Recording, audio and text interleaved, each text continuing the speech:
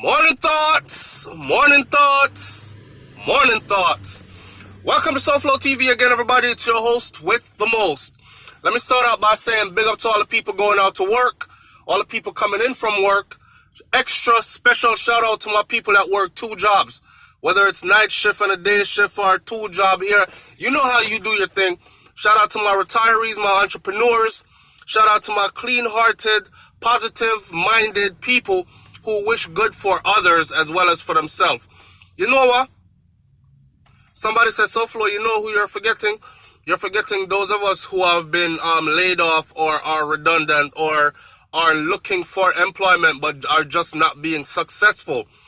That's why I tell everybody each morning, Monday morning, it's not Manic Mondays, it's Money-Making Mondays. Tuesday, it's just another day to get some more money and be thankful that you have the opportunity, you're employed, gainfully employed, you can pay your bills and them kind of something that cause there are people out there who are actually looking for but can't find, and they're willing to work and they have worked before, but it's just not dead for them. Now anyway, this morning we're going to talk about a couple. It's a New York City couple that went missing in the Dominican Republic. And you might say, well, why is that of interest to us? Well, they're humans. You know what I'm saying? And it's a Caribbean island, very close to Jamaica. But, hear what? Of the couple that went missing, the guy, the man in the couple is, because it's a man-woman thing, right? We're in 2019, so I have to clarify some things because a couple don't necessarily mean man and woman anymore. But this is a man and woman couple. The man is actually a Jamaican citizen.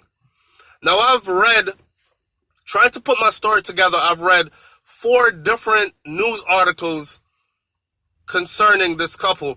One of them has him as a real estate broker in New York. The other one has him as a mail delivery man. I don't know if he's a real estate agent / mail delivery. You know how we do. We juggle more than one, right? And we keep the money in different pots and these kind of things. Streaming different income from different angles. Maybe he was that. So I don't know about the income. I'm not the income about if it's correct, if he is a mailman, which carries the mail, delivers mail, or if he's a real estate broker, or if he's both, but reading this article says how the missing couple from New York spent their last day in the Dominican Republic.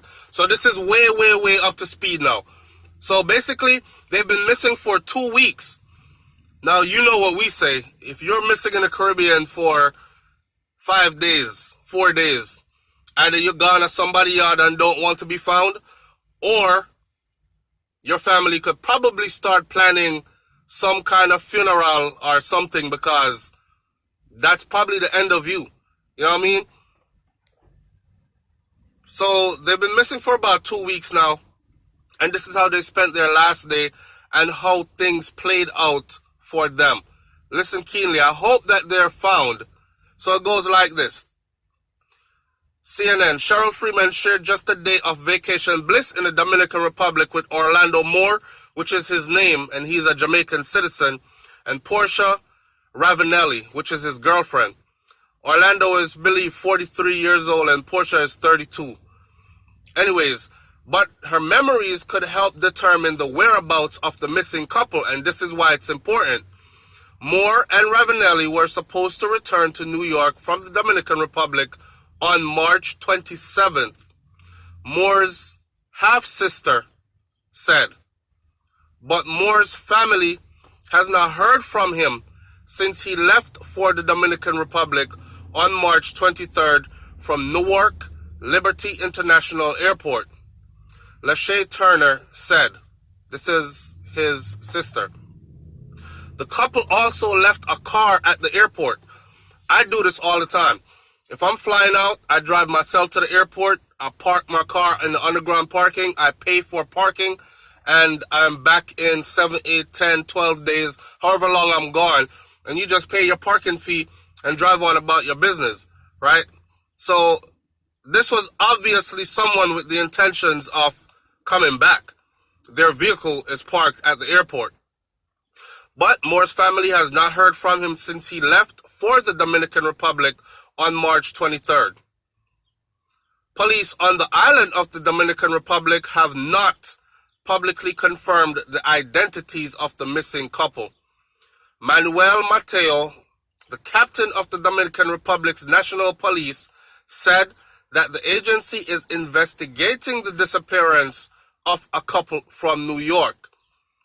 They have not actually made this a big deal in the Dominican Republic yet.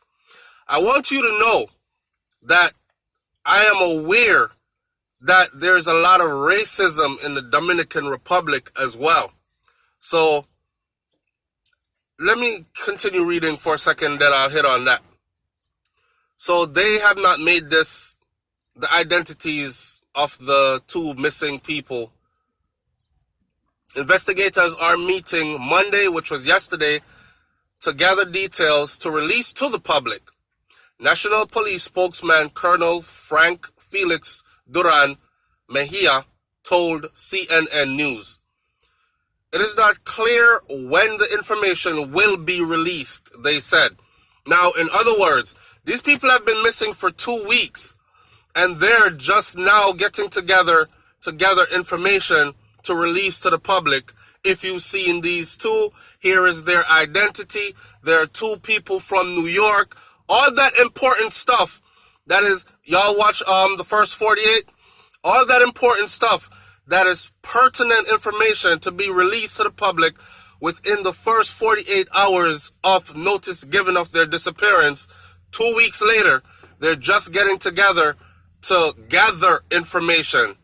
And they're letting the public know that they're still not sure when this information will be released to the public.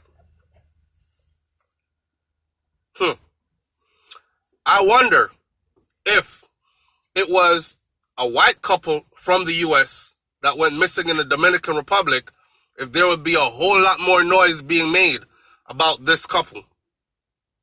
But since it's a black couple, one's a U.S. citizen, the other one's a Jamaican, we'll get to it when we get to it. That seems to be how they're treating this. Freeman fondly remembers the couple. Now, this is the person who spent supposedly was supposed to be their last day in the Dominican Republic with them. After leaving this person, they were supposed to go upstairs, pack their bags, and head to the airport. So it's very important hearing this person give an account. Freeman fondly remembers the couple whom she had hoped to keep in touch with after she returned to Canada. They were very, very sweet people, she said. Orlando is so friendly, he could make friends with anyone. This is Freeman's account of the time she spent with the missing couple. So Freeman and her boyfriend, Carter Warrington, so she went there as a couple as well, they stayed at the same all-inclusive resort as Moore and Ravenel. The brand, it's called the Grand Bahia Principe Kayakoa. The Grand Bahia Principe Kayakoa is the all-inclusive resort they stayed at.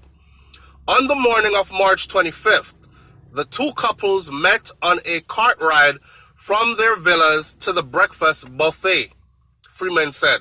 Immediately, the couple was friendly and they invited Freeman and Warrington to eat breakfast. Come on, eat breakfast with us. After the breakfast, the couple parted ways, exchanged emails so they could meet up the next day, Tuesday, March 26th. So, on March 26th, a day after meeting and having breakfast together, after breakfast on Tuesday, the foursomes sat by the pool, drinking pina colada until it started to rain, Freeman said. They agreed to meet in the lobby at 12:30 p.m. to find a waterfall. Moore told them that he had more friends with the hotel bartender. He had made friends with the hotel bartender the night before, Freeman said. And the bartender sent them to a friend in El Limon for sightseeing. Moore drove the four in a white Kia rental car to El Limon, where they met the bartender's friend. For $20 per person, the friends took them horseback riding up a mountain and down to a valley where they spent the afternoon by a waterfall. Freeman shared the gleeful photos of the couple sharing toasts and sipping drinks from pineapples. In one photo, they smiled and hugged as they posed in front of a waterfall. In another photo, captured Moore on a horseback. Concerns arise after driving, so at some point in the day, Freeman said that she learned that the couple had a flight around 2 a.m. out of the Santo Domingo, located roughly 100 miles from the resort. Ravenel told Freeman that they got a good deal on the airfare, but she had not realized how far away they were from their hotel. To make it to the airport on time, the couple had rented the car they used for sightseeing. Freeman said, but Ravenel expressed anxiety about the prospect of driving at night. Throughout the day, Freeman said that Ravenel was on her phone talking to the rental company about what time they could return the car. Ravenel also said that she was talking to her daughter, according to Freeman. On the drive to El Limon, Freeman said Ravenel told them that the rental company warned them to not stop and open their windows for anyone because the locals know which cars are rental cars and it is more than likely that they could be mugged. During the drive, Ravenel told Moore not to roll down their windows for the men on speed bikes driving up next to their car. So there were men on speed bikes. It's the same thing in Jamaica, right? The yang-yangs are out. And we've been hearing these stories over and over of two men pull up on a bike, person murdered. It happened to Wani British. It happened to Father Fowl, Roy Fowl. It happened to a youth down there in Westmoreland the other day. It happened recently at, y'all probably have seen the videos now. One of the youths made it to the hospital and the other one died at the scene in the Knutsford bus lot in Kingston. So it's a common thing. Motorbikes on the island, quick getaway, commit crimes, get away quick, right? And they're able to access roads and trails that regular cars, police vehicles are not able to access. So they were warned. Night driving is dangerous. If you're going to be driving, don't roll your windows down for anybody that's speeding up to your vehicle, so on and so forth. So, on the drive to El Limon, Freeman said that Ravenel told them that the rental company, warned them to not wind their windows down. During the drive, Ravenel told Moore, so Ravenel is the girlfriend of Moore, the Jamaican guy that's missing in the Dominican Republic. And his girlfriend told him during the ride not to wind the windows down for the guys that were kept driving up next to their window. On the way back to the hotel, Ravenel repeatedly asked Moore if he was sure that they had enough gas to make it to the airport. Remember, it's a 100-mile drive. She kept checking to make sure that their phones were charged enough to use the GPS, Freeman said. This is a very worried person. A disco excursion happened. So after returning to the hotel, the couples separated for dinner. Freeman said they agreed to meet around 8:30 p.m. to go to a disco in Samana. At the bar, the couple split a bottle of rum. 4 people on a bottle of rum. I don't know how big that bottle is, but if I'm guessing it's a quart bottle, then you can imagine they were probably a bit tipsy. This is 24 hours before having to drive 100 miles to catch a flight home. And remember, They're not chauffeured. They're driving a rental car. Again, Freeman said that Ravenel appeared more nervous. She wanted to leave because she was worried about traveling to the airport and returning the car at the right location. Freeman said that she was nervous. She also was nervous too for them. Locals harass you constantly there, and there were always people trying to get you to follow them to go do stuff, she said. I would not recommend it. So there were always locals around. Come on, I could show you where some waterfalls are. I could show you some excitement, so on, so on. They returned to the resort at 9:30 p.m. and 10 p.m. Tuesday. They hugged goodbye in the lobby and promised to exchange photos over email and to keep in touch. Watch this. They invited us to come and see them in New York, and we invited them to Nova Scotia in Canada for later on this summer. Freeman said that the last thing the couple said to them was that they were going upstairs to pack up and go check out. This is after sharing a bottle of rum. After the couple left Warrington, Freeman's boyfriend sent Moore an email wishing them a safe flight. He never heard back from him. No reply.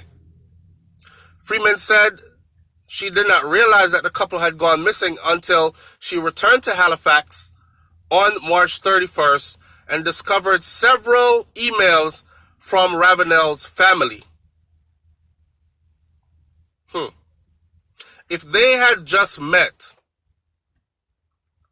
and had just exchanged information 2 days ago, how was her family in the States emailing her in Canada? Explain that to me, please. Freeman said that no law enforcement agencies have contacted her about the disappearance of the couple, and she was the last person seen with them. Now, details about the resort stick out in Freeman's mind. She noted that there was a security guard that was armed with a rifle guarding her villa every night at the hotel. She also said that the public could easily access the resort via the beach. In the brief time she knew her, Freeman said Ravenel came off as a very cautious person, adding that she would be surprised if Ravenel would have let Moore stop, even for asking directions. Meanwhile, Moore's family is also searching for answers. His sister said that she filed a police report with the Mount Vernon police on March 29th, but the office of the chief said that no report was filed about Moore, and the department is not conducting any investigations. Wow, this is all a hot mess. Turner said that she's been trying to call law enforcement in the Dominican Republic, but she is struggling to get any information from them. I'm scared. I don't know what's going on, she told CNN News. My brother is not the type to just run off and not tell anybody. He's never done this before, and it's not in his character to do so. Well, there you have it. And this is given the account from a person who spent the last couple of days with them, leading up to even their last few hours. Remember, when they left them, they were supposed to be going upstairs to go pack and drive to the airport. A couple of things that are, I would suggest that law enforcement get in touch with the couple that spent the last couple of days with them, leading up to even the last few hours before they were supposed to leave to go catch a flight. You're sharing a bottle of rum less than 24 hours before you have to drive 100 miles, and you're not sure where you're going. You're depending on a GPS system and hoping it works. And you're not chauffeured, you're driving yourself. They're driving and people are yinging by on yang-yangs, motorbikes, riding up to the windows of their cars, and they've been advised by the hotel to not wind your windows down to even talk to locals. Listen, Jamaica has things happening, right? But I had never seen a security guard a hotel with a rifle. And I had never seen or heard of at the hotel briefings telling you not to speak to locals. I don't know. But apparently, this is something that goes on a regular. And they might have gotten a good deal on those tickets, but I don't think they understood the situation of where they were going. They probably went into a high crime area. And a lot of these resorts give false sense of security to tourists.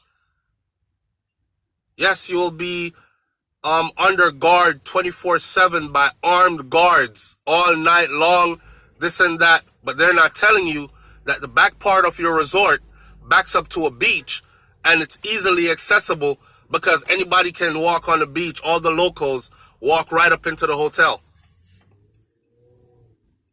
Very suspicious about this case. The person that sent this to me, they said, SouFlo, the U.S. government will put all efforts into looking for a U.S. citizen. But the guy, Moore, is a Jamaican citizen. He works in the U.S., but he's a Jamaican citizen. So I don't think they're in any hurry, per se, to find him.